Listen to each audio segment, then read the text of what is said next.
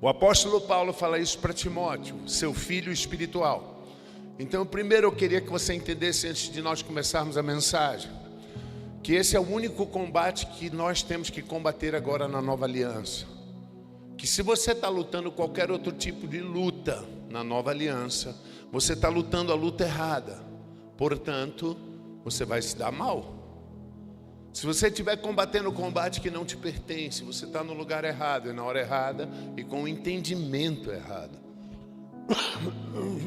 Paulo fala para o seu filho Timóteo: combata o bom combate da fé. E é impressionante quando ele fala, porque o bom combate, o que é um bom combate? Quando você era novinho, que você ia para a escola e você arrumava uma briga com um coleguinha da série superior, aí você levava um pau e chegava em casa com o olho roxo, quebrado, machucado, e aí o seu pai perguntava: o que foi isso, menino? Eu briguei no colégio. Foi uma boa luta. Boa nada, você levou um pau. Quando Jesus fala do bom combate, Ele está falando de algo que você vence. Ele está falando de algo que é bom, que você sempre vence, diga aleluia. Mas esse não é um combate de luta corporal ou direto embate contra Satanás. É um combate da fé. Você vê que ele fala: toma posse da vida eterna, para a qual também foste chamado, de que fizeste boa confissão perante muitas testemunhas. Ele não diz lute contra o diabo, não é incrível? Ele diz: toma posse dessa vida que já venceu. Ele está falando que isso está aqui na mentalidade da gente, não numa resistência metodista. Isso não está em práticas, sabe, metódicas, eclesiásticas, de esforço humano. Isso está numa consciência de vitória. Isso está num posicionamento equilibrado de fé. Em nenhum lugar da Bíblia Deus manda você lutar contra o diabo. Não é incrível? E acredite, eu já li essa palavra até onde eu contei, que eu contava antes, eu li 52 vezes. Em todas as versões. Não tem um único verso que diga lute contra o diabo. Não é incrível? Ele não fala isso. A Bíblia sequer tem nenhum verso que diga que você é um vencedor, uma vencedora. Não é incrível? Porque vencedor implica em você ter vencido. E para que você vença, tem que haver um embate contra você. Entende? Mas a Bíblia não tem nenhum verso que diga que você é vencedor. O que chega mais perto disso está em Romanos capítulo 8, verso 37, que vai dizer assim, olha, põe aí: em todas essas coisas, porém, somos mais do que vencedores. É louco, né? O que é ser mais do que vencedor? Ser mais do que vencedor é alguém que usufrui do prêmio da vitória sem ter lutado. É interessante que o mundo aí fora, ele entende melhor do que o cristão. Por exemplo, nós vemos pessoas falando aí, torcendo por times e dizendo: uau, nós fomos campeões. E eu digo: campeão do quê? Fomos campeões do Brasileirão. Eu digo: como? Você não jogou? Você não chutou a bola? Você não correu no campo? Você não levou nenhuma canelada? Como é que você é campeão? Mas eles entendem essa representatividade melhor do que a igreja. Entende? Então, o que é ser mais do que vencedor? É você dizer que é campeão quando o teu time venceu. Você é mais do que vencedor. Você não correu, não suou, não se desgastou, e você só gasta o prêmio da vitória. A Bíblia nunca diz que você é vencedor, porque não existe nenhum princípio na Bíblia que fale de você lutando com o diabo. Não tem nenhum princípio que mostre isso. Jesus Cristo veio à terra e não só lutou, como derrotou e expôs o diabo à vergonha. Diga aleluia.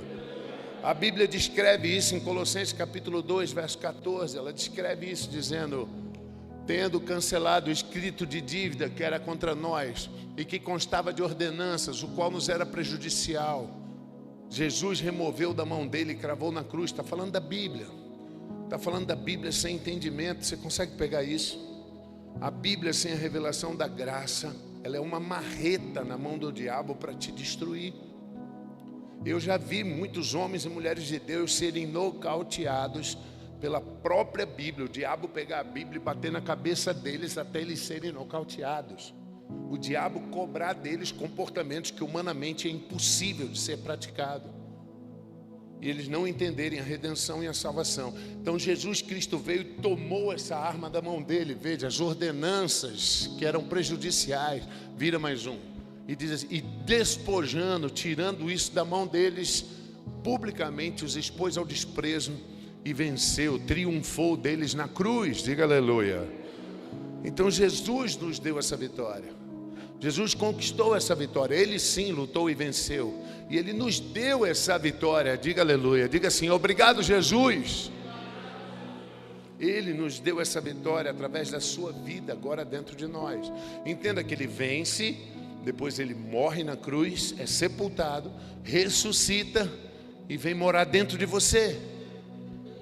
Então entenda que essa vitória vem para dentro de você através dessa vida eterna. E se você tiver consciência disso, o mundo espiritual também entende isso na sua vida. Isso precisa ser uma consciência na sua vida. Então veja, Efésios capítulo 6, verso 12. Alguns que conhecem um pouco mais a Bíblia devem estar dizendo, mas pastor, o senhor diz que nós não temos que lutar, mas aqui está escrito, a nossa luta não é contra sangue nem carne, mas é contra principados, potestades, dominadores desse mundo tenebroso, contra as forças espirituais do mal nas regiões celestiais. Então Deus está falando que a gente luta. Preste atenção, essa palavra luta que está aqui, do original grego, preste atenção, ela significa ao pé da letra remover, empurrar, afastar alguém de uma posição. Você pegou? Essa palavra luta significa remover, empurrar e afastar alguém de uma posição.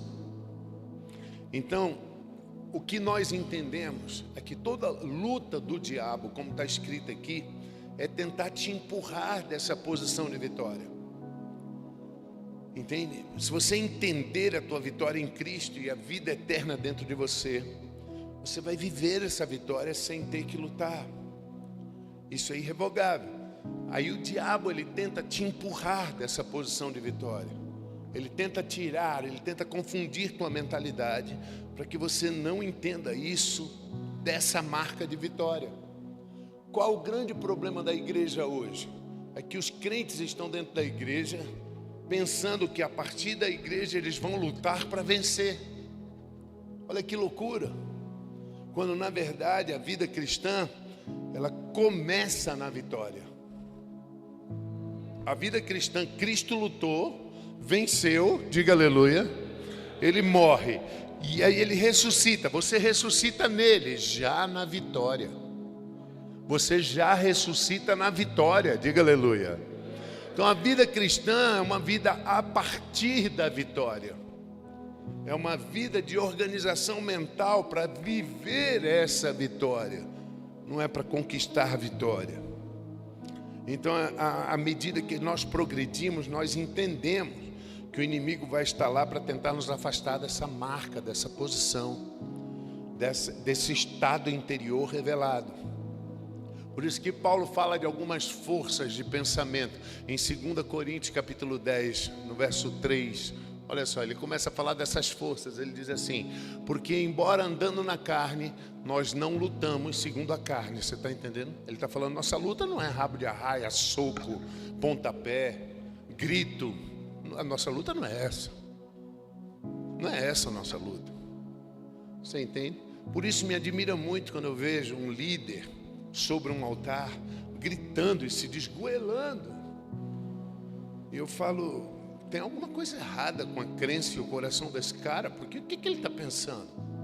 Que por muito gritar o diabo vai ter medo dele? Eu estou com medo dele, mas o diabo não vai ter medo dele. Você está entendendo isso? É uma revelação de autoridade, não é uma imposição física de força. Quanto mais uma pessoa grita e se esforça, isso mostra que menos ela sabe, tem revelado do que realmente é a autoridade.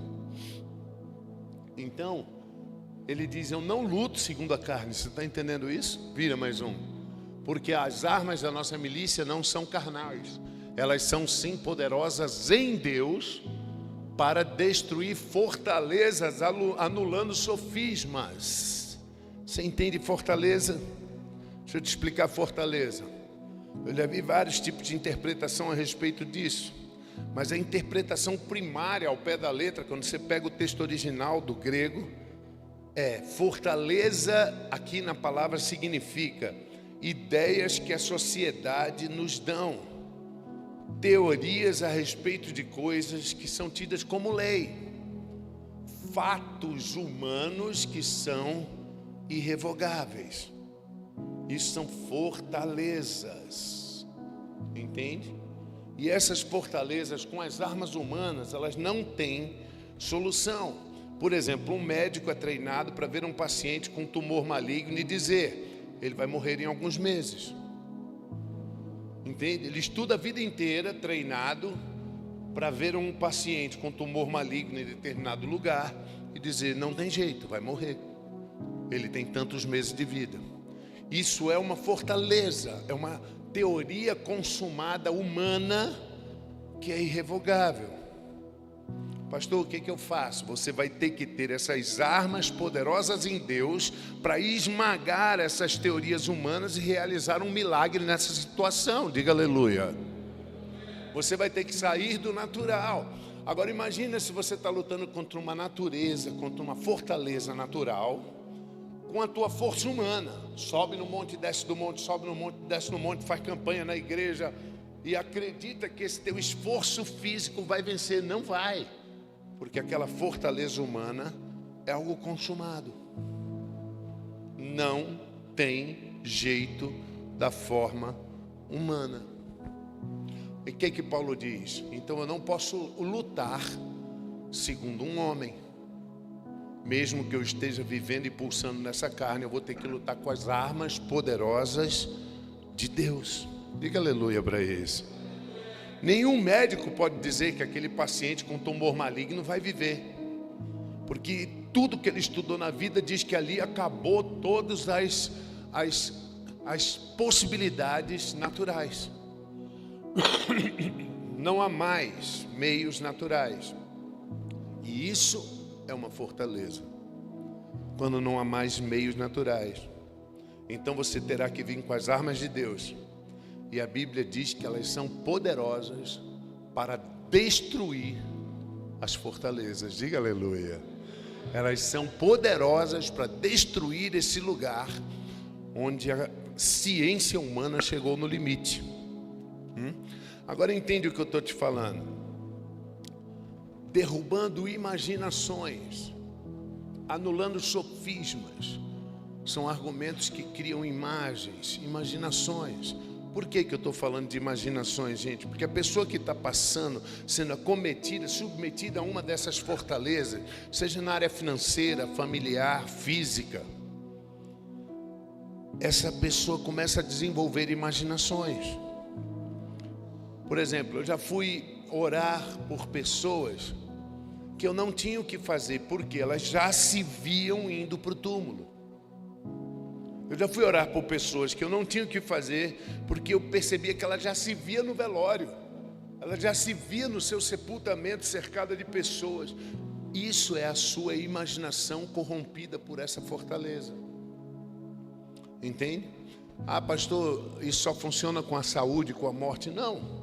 Às vezes você pode estar sendo afetado por uma fortaleza dessa, por uma limitação humana dessa, e você já se vê fracassando na tua empresa, você já se vê fracassando na tua vida financeira, porque humanamente falando, a todas as empresas que trabalham com esse ramo que você está trabalhando, todas elas estão pegando empréstimos e estão falindo.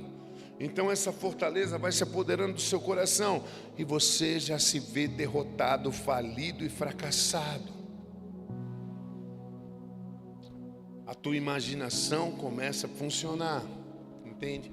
Mas a palavra de Deus diz algo poderoso para você. A palavra de Deus diz que nossas armas são poderosas em Deus para destruir essas limitações. Diga aleluia. para destruir essas imaginações e nos dar uma nova visão a respeito de vitória. E eu quero te falar de uma coisa: se você se postar de forma passiva diante de uma fortaleza, essa fortaleza vai te caçar dia e noite. Você não vai mais conseguir dormir sem ver as imagens do fracasso, da morte, da falência. Ela vai invadir tua vida. Ela vai te encher com uma overdose de pensamentos limitantes. Isso é que gera as doenças patológicas. Quando você vê uma pessoa em depressão, com pânico. O que é uma pessoa com pânico? É uma pessoa que está com uma overdose de fortalezas. Ela não vê saída.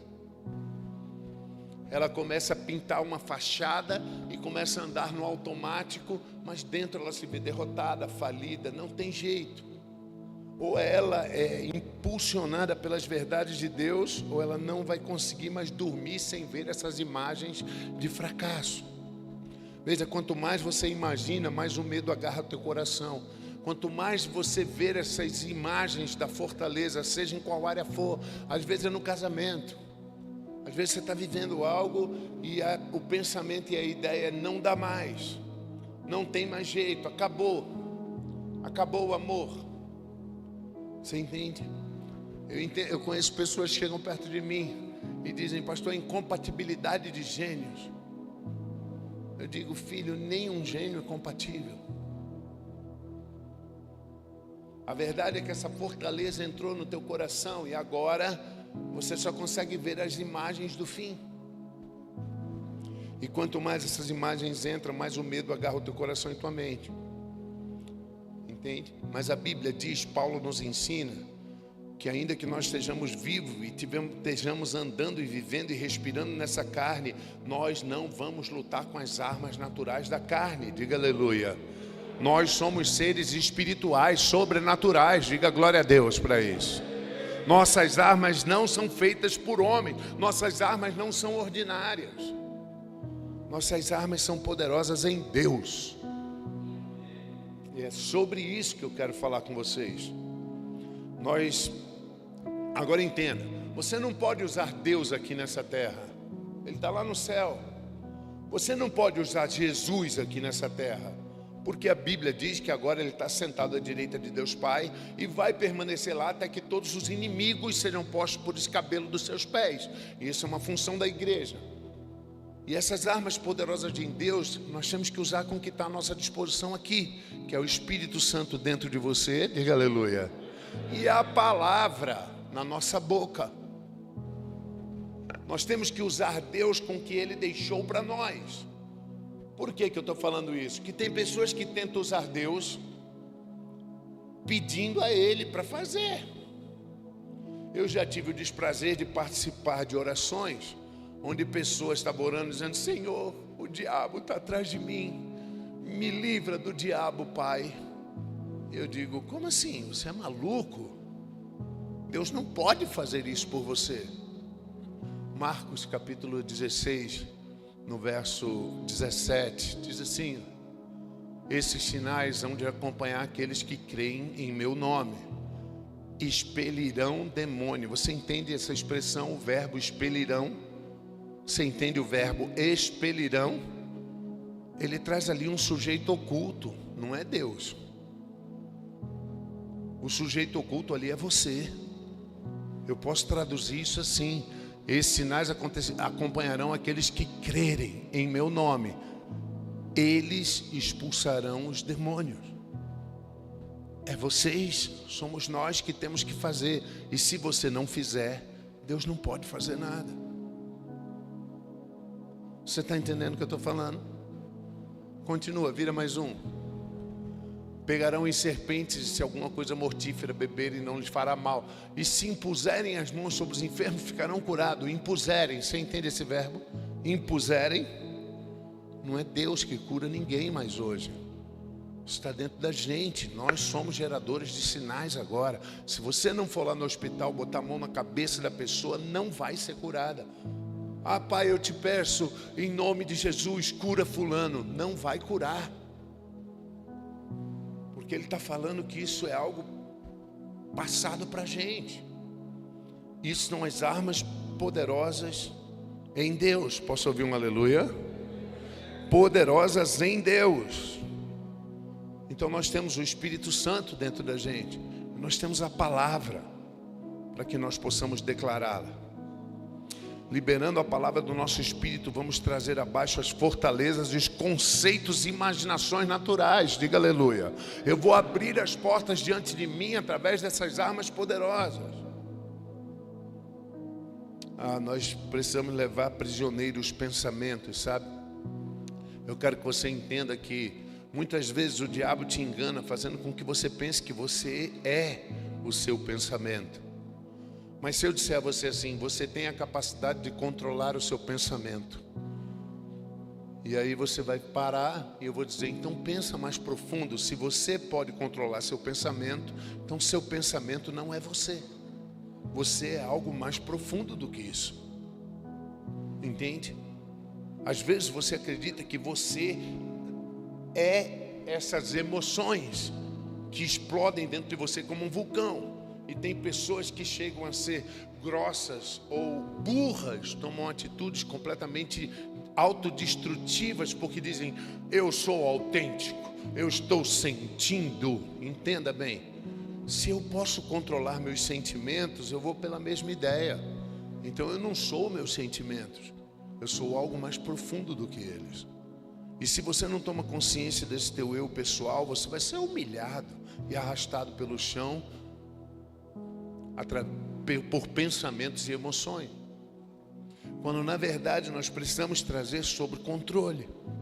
Entende? Porque se você não tiver seus pensamentos sob controle, quando você chegar em determinadas situações que o diabo proporciona e desenha cirurgicamente para a nossa vida, teus pensamentos vão começar a ver a derrota, teus pensamentos vão aderir à fortaleza. Porque é muito mais fácil para os pensamentos aqui na terra cederem ladeira abaixo para as fortalezas. Porque elas são cheias de chantilly, lembra como eu comecei falando? Porque elas são cheias de razões. Então é muito mais fácil teus pensamentos aderirem à maioria. Não, pastor, eu não quero que ele adere à maioria. Eu quero que meus pensamentos se conectem com a verdade poderosa em Deus. Então você vai ter que controlá-los. Você que vai escolher colocar eles nas coisas poderosas de Deus. Mas para isso você vai ter que identificar você. Você não pode estar feito um reles homem mortal, uma reles mulher mortal, envolvido com seus sentimentos e pensamentos, sem entender que você é senhor, é senhora, que vocês são reis e rainhas.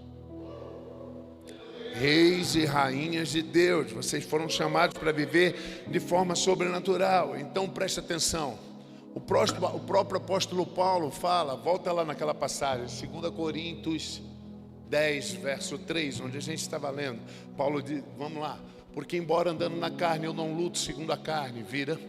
Porque as armas da nossa milícia não são carnais, elas são poderosas em Deus para destruir as fortalezas e anular os sofismas, vira?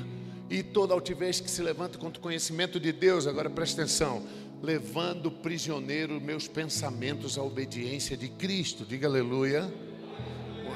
Você precisa entender quem você é, a tua identidade.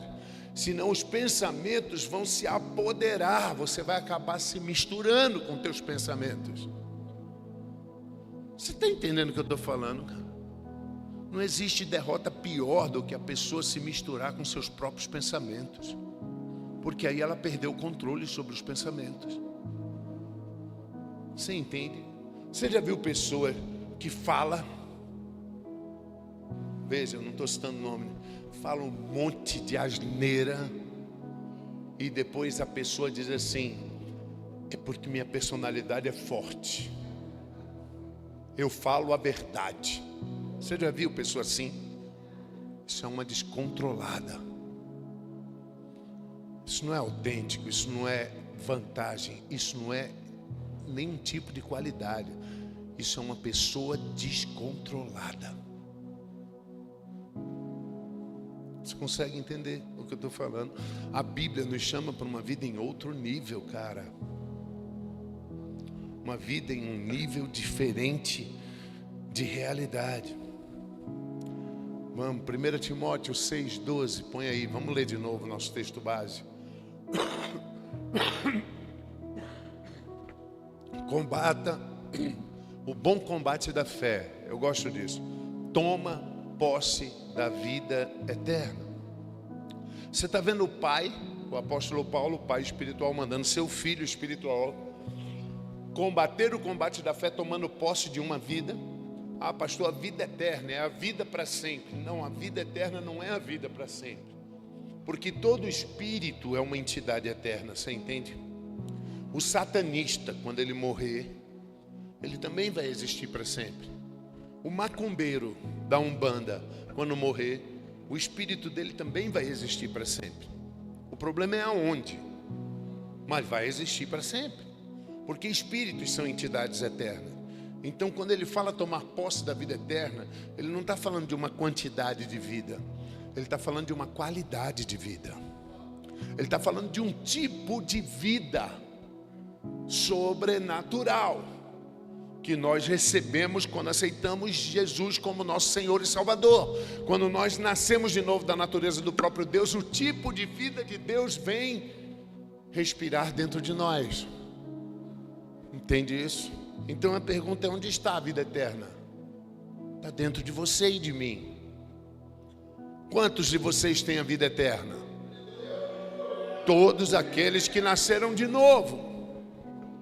A própria Bíblia fala em João capítulo 1, no verso 12, veja, ele fala de homens naturais, mas que de repente a todos quantos receberam, deu-lhes o poder de serem feitos filhos de Deus, a saber, os que crerem no seu nome. Agora veja o outro verso, o detalhe: os quais não nasceram do sangue, nem da vontade da carne, os quais não nasceram da vontade de um ser humano. Esses somos nós antes de Jesus, nós nascemos da vontade do papai e da mamãe. Mas quando você aceita Jesus como teu Senhor, então essa vida natural morre em Cristo na cruz e você renasce da vida eterna de Deus. Diga aleluia. Agora a vida do próprio Deus pulsa dentro de nós. E o que Paulo fala para o seu filho? Volta lá, 1 Timóteo 6,12, nosso texto básico. O que Paulo fala para o seu filho? Você está passando por lutas, fortalezas estão tentando te escravizar, você está limitado por situações que não têm saída humana e científica. Paulo diz: combata o bom combate da fé. Veja, uma consciência equilibrada que resiste ao empurrão do diabo para te tirar da marca da vitória, e que você tome posse através da consciência dessa nova qualidade de vida que você tem. Você entende? Esse tipo de vida de Deus não tem células defeituosas. Meu Deus. Esse tipo de vida de Deus não tem síndrome do pânico. Esse tipo de vida de Deus não tem depressão. Mas vai além. Esse tipo de vida de Deus não tem miséria nem fracasso. Esse tipo de vida de Deus não lida com a escassez. É uma vida sobrenatural e ela está agora, bem nesse momento aí dentro de você. Diga aleluia. Levanta a mão direita, diga comigo assim: eu tenho a vida de Deus. Vamos lá, você está desenvolvendo hoje, hein? Por isso que eu falei, começamos dizendo, nós estamos avançando. É isso que tem que acontecer quando você vem para a igreja. É muito triste quando você vai para uma igreja que você só ouve religiosidades, usos e costumes e peso. Faça, faça, faça, faça. Quando nós viemos para a igreja, a palavra de Deus tem que nos levar a avançar. Porque ela é eficaz e eficiente para o propósito que Deus a mandou. Diga aleluia. Nós nascemos de novo, possuímos essa vida. Olha o que Deus fala em João 3,16, o verso mais famoso da Bíblia. Ele diz assim: porque Deus amou o mundo de tal maneira que deu o seu Filho unigênito, para que todo o que nele crê não pereça, mas tenha vida eterna dentro de si. Você está entendendo? Você precisa pegar isso. Diga aleluia. Existe uma passagem que é bem complicada na Bíblia, 1 Pedro capítulo 1, verso 23. Essa palavra ela é complicada porque As traduções são temerosas a respeito dela, mas diz assim: vocês foram regenerados, vós fostes. Eu quero que você entenda que a conjugação do verbo foi, ir, no passado, nessa forma fostes, é um pretérito perfeito. Ou seja, ele não está falando que você irá ou que você tentará ir. Ele está falando que você já foi e que você já concluiu esse processo. Fostes significa o pretérito perfeito, você já concluiu. Então ele está dizendo que você já foi, concluiu, consumado, regenerado. Você já foi regerado. Você foi regerado e agora não mais da semente corruptível. Qual a semente corruptível? O espermatozoide do seu papai fecundando o óvulo da sua mamãe. Isso é corruptível. Isso é suscetível a doenças. Isso é suscetível a câncer. Isso é suscetível a diabetes. Isso é suscetível. Mas você não é mais formado da semente corruptível, o espermatozoide no óvulo. Você agora já foi regenerado da semente incorruptível. Diga aleluia. Você já foi gerado mediante a palavra de Deus, a qual vive é permanente. Mediante a palavra de Deus. Então você agora é gerado da palavra. Você agora é gerado do que a palavra diz dentro de você. Você precisa prestar atenção a isso. Você está pegando? Diga aleluia. Você precisa prestar atenção ao que a palavra diz ao seu respeito, porque essa é a sua identidade. Você precisa prestar atenção, avivar dentro de você o que essa semente proporciona dentro de você. E preste atenção, Deus não diz que isso é algo que vai acontecer. Deus não diz que você será gerado. Ele diz que você já foi gerado pela palavra. Diga aleluia. E que agora a sua vida não tem mais o DNA do seu papai. Sua vida não tem mais o DNA da sua mamãe. Diga aleluia. Uau. Você entende que nesse processo, nessa verdade, acabam todas as maldições hereditárias. De pessoas que dizem: meu avô teve câncer, meu pai teve câncer, eu vou morrer de câncer. Está amarrado em nome de Jesus. Você foi regenerado de uma nova semente. A palavra diz que você tem saúde perfeita. Diga aleluia. E esse é o teu novo DNA, saúde perfeita. Diga aleluia. Uau, ele trocou de lugar com você para que você tenha. E eu gosto que 1 João capítulo 5, no verso 13, 1 João 5,13, vai dizer assim: estas coisas eu vos escrevi a fim de que vocês saibam que vocês têm a vida eterna. Posso ouvir um aleluia? Veja, ele não está falando, bem, eu estou escrevendo isso para que vocês possam alcançá-la. Eu estou escrevendo isso para que vocês aprendam a acessá-la. Não, ele está falando, eu estou escrevendo isso para informar que vocês já têm essa vida. Que essa vida já está dentro de vocês. Todos vocês que acreditam no nome do Filho de Deus, essa vida está dentro de vocês. Diga aleluia. Então você precisa entender que essa é a tua sarça ardente. O que eu estou te falando? Uma vez Moisés saiu do fundo do deserto, porque uma sarça estava pegando fogo. Ele chegou perto dessa sarça, porque ela estava pegando fogo. O que eu quero te explicar? O milagre já estava acontecendo. Moisés chega, o milagre está acontecendo, a sarça está pegando fogo. Então Deus fala de dentro da sarça. Mas é interessante, Deus não fala sobre a sarça pegando fogo. Ele chama Moisés, dá instruções a Moisés. Moisés naquele momento pega o cajado e ele vai embora. Você entende que ele não precisa mais de uma sarça pegando fogo? Agora ele pega o cajado e ele vai gerar sinais. Aquela sarça era um sinal para ele. Mas agora ele vai embora, ele não precisa de outra sarça pegando fogo. Agora ele vai gerar sinais. E eu estou falando isso para vocês porque muitos de vocês chegaram aqui no ministério porque estavam com problemas, com lutas, com necessidades, fortalezas oprimindo vocês. Então, o milagre aconteceu na vida de vocês através da palavra, diga aleluia. Essa era a tua sarça ardendo.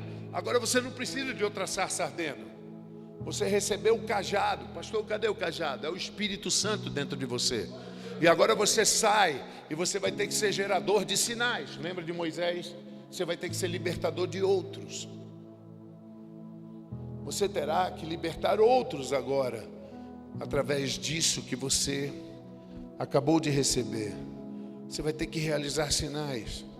Você chega aqui na NGC, você ouve o genuíno Evangelho da Graça. Então você recebe por dentro essa maravilhosa palavra e começa a se identificar com Jesus. Você começa a andar como Ele. Você começa a agir como Ele. Você começa a ter ousadia e intrepidez.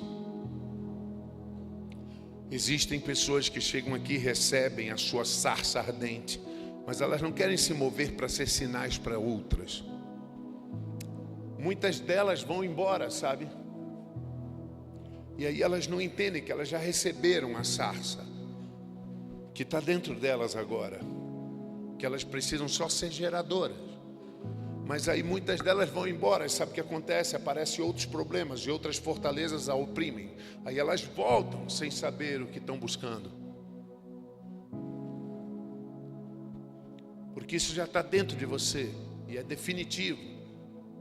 Ele escreve: eu escrevo a fim de que vocês, de uma vez por todas, saibam que vocês já têm a vida eterna. Diga aleluia. Pastor, mas se a sarça e eu recebi o milagre, então Deus está satisfeito comigo? Ele está feliz com o meu comportamento? Não necessariamente. Quero que você entenda que Deus agora está no céu e Jesus também. E tudo que você recebe aqui na terra foi o que Ele fez há 2000 anos atrás na cruz.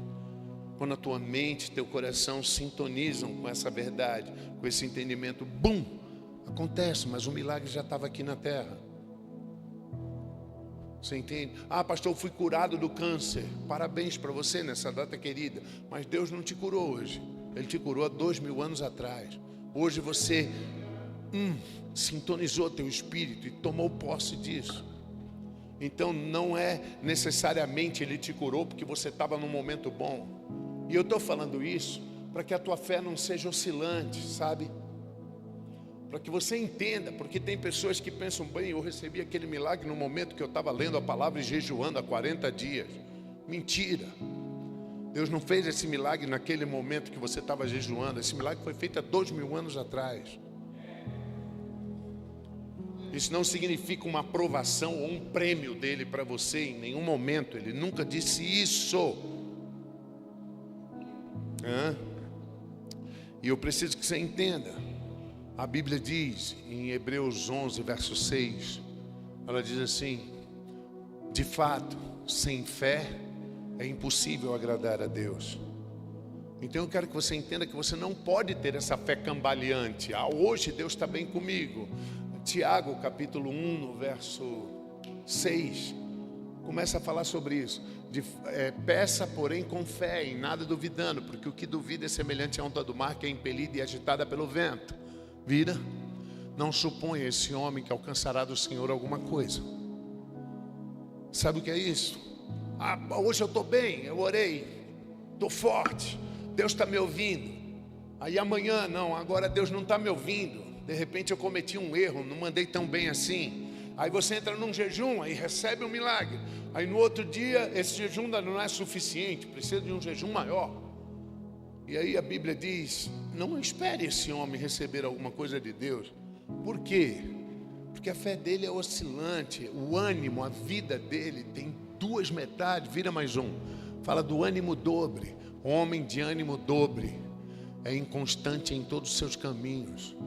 Você sabe o que é ânimo? Ânimo é vida. É como você pega um desenho. Aí você pega um desenho animado. É o quê? Um desenho vivo que se mexe. Ele disse: tua vida é dobre, se tua vida funciona em dois paralelos, uma esquizofrenia espiritual, você não pode esperar receber de Deus. Uma hora Deus está te ouvindo, outra hora Ele não está me ouvindo, porque eu não estou tão bem assim. Outra hora Ele está fazendo milagre para mim, mas hoje eu acho que Ele não está me ouvindo não. porque eu saí de casa, eu discuti com meu cônjuge, eu tratei mal um funcionário da minha empresa. Eu preciso que você entenda como Deus pôde se agradar de Raabe, uma prostituta, escolher ela para ser a genealogia de Jesus. Como Deus pôde se agradar de Jacó, um mentiroso, trapaceiro, e usar ele no lugar do irmão Esaú, que era um tipo de exemplo. Você está entendendo? O que eu quero fazer hoje? Falar para vocês, como João escreveu, que vocês já têm essa vida eterna dentro de vocês. Diga aleluia. Eu quero que você entenda que você já tem essa vida do tipo de Jesus, e ela é o milagre. Essa vida é a arma poderosa para destruir qualquer limitação dessa terra. Diga aleluia. Eu quero que você entenda isso. E eu não quero que você viva um conceito assim, ó. Ah, Senhor, o Senhor sabe que eu acordo todo dia às 5 horas para orar. E eu leio dezenas de capítulos todos os dias, Senhor. E eu já tirei mais de 1000 jovens da droga e da rua e do sofrimento. E eu continuo me esforçando para fazê-lo, Pai. E eu acredito, Senhor, que o Senhor é um Deus que tem muita sorte de ter um filho feito eu. Honesto, virtuoso, corajoso e humilde. Eu quero que você entenda que isso não funciona, isso está errado, porque isso chama-se justiça própria. Isso aos olhos e ao nariz de Deus fede. E eu preciso que você pegue isso. Filipenses capítulo 3, verso 8, vai dizer assim, vê se você pega. Sim, deveras eu considero tudo como perda. Paulo está falando de uma peregrinação infinitamente maior do que a minha. Ele está falando, eu considero tudo como perda por causa da sublimidade do conhecimento de Cristo, dessa substituição. Ele diz, meu Senhor, por amor do qual eu perdi todas as coisas e considero tudo como um refúgio para poder alcançar a Cristo. Vira mais um. E ser achado nele, agora pega, não tendo a justiça própria que procede da lei, senão a que é mediante a fé em Cristo, a justiça que procede de Deus e que não é baseada no desempenho, no que eu faço ou deixo de fazer, ela é baseada na fé, na consciência dessa vida eterna que está dentro de mim. Cara, que fantástico. Por isso que você vai encontrar, veja se você entende agora, pessoas que humanamente falando, elas são fantásticas. Cara, não falta um culto. O cara está todo dia na igreja. O cara serve ao pastor. O cara é dizimista. O cara ora todo dia. E ele lê, sabe a Bíblia decorada. É fantástico, não é fantástico? Né? Só que ele está totalmente dependente disso. Ele não tem essa consciência que eu estou ensinando hoje para vocês, de que vocês já têm a vida do próprio Jesus dentro, que é infinitamente maior do que tudo que um homem possa fazer. Aí você pega outro cara que acabou de se converter, mas que aprende essa verdade. O cara ainda fuma, todo atrapalhado, mas ele tem a revelação de que ele tem a vida eterna dentro de si. Aí você vê esse cara sendo mais abençoado, crescendo mais, sendo curado, prosperando, e aquele outro atolado. Você pegou? Cara, eu estou cansado de ver isso. Pessoas revoltadas e se consomem em ciúme e inveja, porque elas fazem. E se você não está entendendo ainda, pega. Você já ouviu falar da parábola do filho pródigo? Um todo errado que sai, mas que ele volta entendendo a dependência do pai, e o outro que viveu a vida toda obedecendo e não consegue ganhar um bezerro, e no fim fica com ódio do outro. Era isso que Jesus estava tentando ensinar para a gente. Era isso. E as pessoas não gostam dessa mensagem, sabe por quê? Porque os religiosos, eles às vezes estão há décadas fazendo muito esforço, como esse cara que eu descrevi, E quando eu chego para eles e digo assim: desculpa, filho, leia isso aqui direito. Quando Paulo diz: eu considerei tudo que eu fiz por esforço como esterco. Esterco é cocô. Para ser encontrado nele e não ter a justiça que é o meu desempenho, mas ter a justiça que vem dele por uma crença honesta. E aí o cara que passou décadas fazendo esse esforço, ele fica com ódio de mim, entende? Que ele diz: não acredito. Eu digo: acredite. Ele não acredita, eu digo: acredite. O que você não acredita? Que perdeu esse tempo todo? Acredite, porque é melhor você converter agora do que passar o resto da vida fazendo esse esforço e tendo uma vida limitada e frustrada. Entende? Pastor, mas eu tenho meu carro, eu tenho minhas contas pagas e minha despensa está com comida. Eu digo: aleluia. E você acha que você é vencedor por causa disso? Deixa eu te contar um segredo. Se eu pegar um jumento e eu amarrar ele no terreno que tem aqui na esquina com capim, ele vai viver o resto da vida alimentado e não vai faltar nada para ele. Você acha que ele venceu? Você acha mesmo que sobreviver é vencer? Desculpa, filho, Deus tinha milhares de vidas para você salvar. E para isso você precisava ter ganhado milhões de reais e não ganhou. Deus tinha igrejas para você abrir. Deus tinha líderes para você ajudar. Deus tinha crianças para você tirar. Mas você só se preocupou com a sua despensa, com o seu carro e com a hipoteca da sua casa. Aleluia.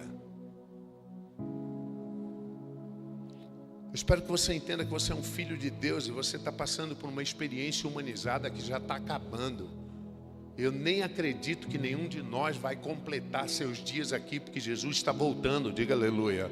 E quando você chegar lá, você vai ter que prestar conta da tua jornada. E quando você disser ao teu pai: eu tive medo, Senhor, porque eu tinha que pagar a faculdade dos meus filhos e a hipoteca da minha casa, então eu escondi o talento. Sabe o que ele vai dizer? Leia na Bíblia. Leia na Bíblia o que ele vai dizer nesse momento fatídico. Entende? A justiça própria está errada. Você deve fazer todas as coisas porque você o ama e não para conseguir algo, porque você já tem a vida eterna dentro de você. Diga aleluia. Busque e toma posse dessa vida eterna. Se apodera dela. Faz com que ela fabrique, flutue, prepare, faça com que ela opere. Ativa ela dentro de você, porque ela já está aí dentro. Uma coisa é ter algo, outra coisa é possuir algo. Você pode entender? Não, você não entende isso? Você pode ter uma herança e sem entender o testamento, você não tem um copo d'água para beber. Possuir algo é diferente de ter algo. Ter, nós temos. Vamos todos morar no céu, mas a qualidade de vida aqui e o sucesso da tua jornada e do teu propósito vai ser definido pela revelação. Por isso que você tem que estar numa igreja que revele a palavra, numa igreja forte em ensinamento, para que você saia daqui avançando. Levante a mão e diga: vamos avançar. Diga: eu estou avançando. Glória a Deus, dê um aplauso a ele bem forte. Uau, acabou o nosso tempo, vamos tomar Santa Ceia hoje. E lembre-se, não é porque você é justo, correto, pecador, não, é porque você tem a vida do próprio Jesus dentro de você, diga aleluia. Então você pode sentar na mesa do Pai, não é pelo teu desempenho, é porque você tem a vida eterna dentro de você, diga aleluia. Pai, eu te agradeço. Liga aqui para mim esse violão. Dá ele aqui, ó. Dá aqui esse violão para mim. Meu Deus. Vai glorificando a Deus. Vamos servir a Santa Ceia, vamos. Decílio, serve a Santa Ceia lá para a gente hoje. Quer na pedaleira?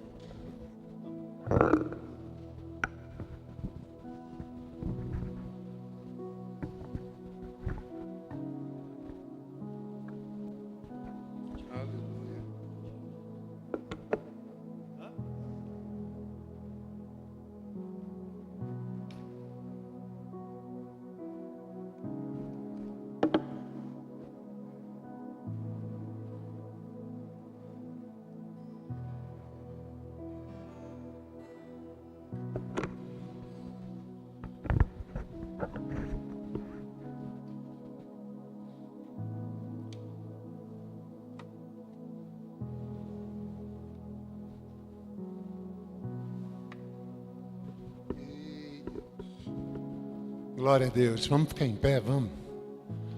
Eu abençoo as mãos de quem serve.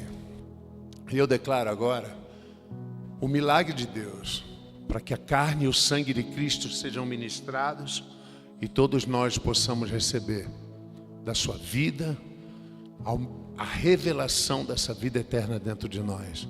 Obrigado, meu Deus, eu te agradeço em nome de Jesus. Amém e amém. Podem servir os elementos.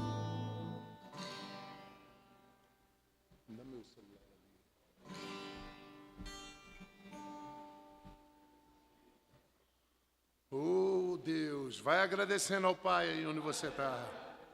Agradeça a Ele aí onde você está.